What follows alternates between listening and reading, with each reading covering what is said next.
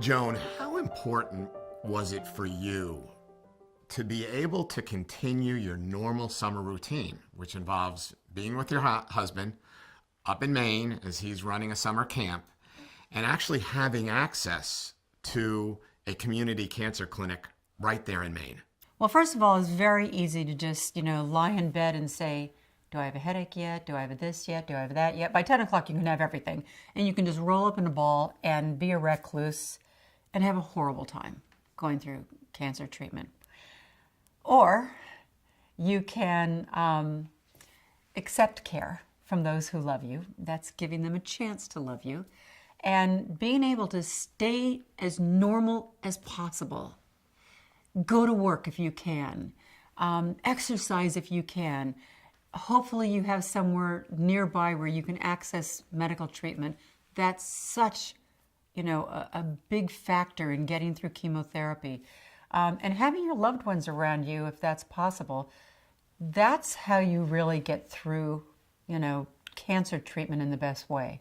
It seems from reading the book that here you are, you have to go to Maine for the summer. Therefore, you have to get a recommendation, or you want to get a recommendation on an oncologist who can actually give you care up there. And it seems like you found that. And you found someone that you actually not only gave you treatment, but you had a bond that it seems like developed. Can you talk about that?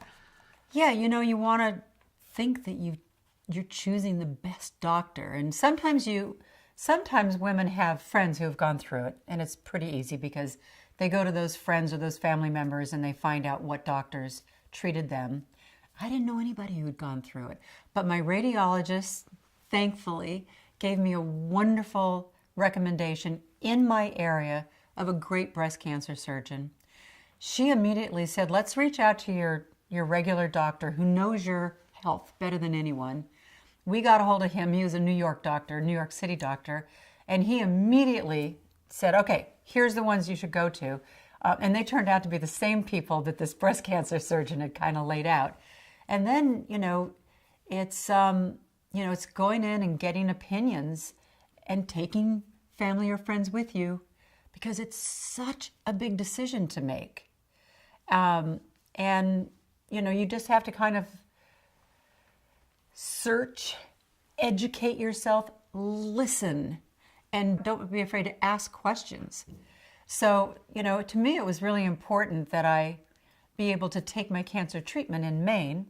And fortunately, one of the places I went for an opinion was Memorial Sloan Kettering, and the doctor there just very compassionately said, all right, you're leaving for Maine? Let's find you a doctor in Maine.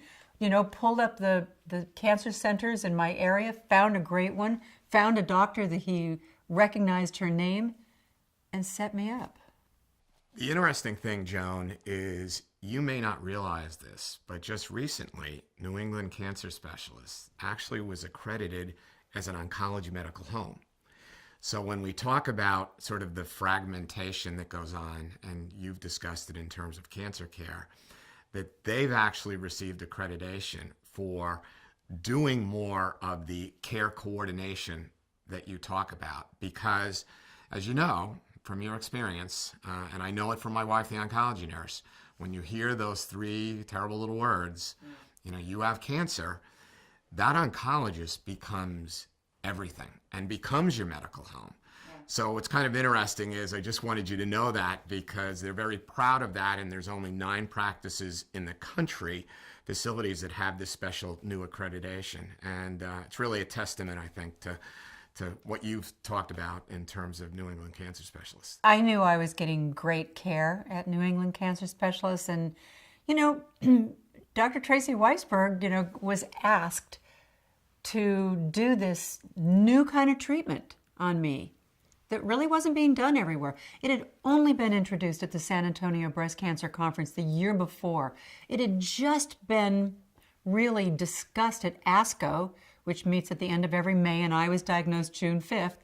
So my oncologist in New York had just come from hearing the discussions and hearing the results of some of the clinical trials on this new neoadjuvant treatment, which included the use of carboplatin.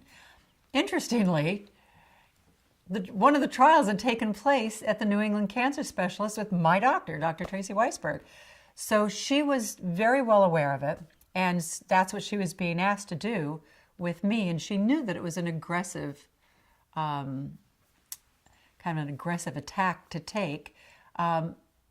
Thankfully, I was physically fit, and I was willing to really work hard at remaining physically fit. Otherwise, I could see that it could be somewhat problematic to try to go through treatment that aggressive.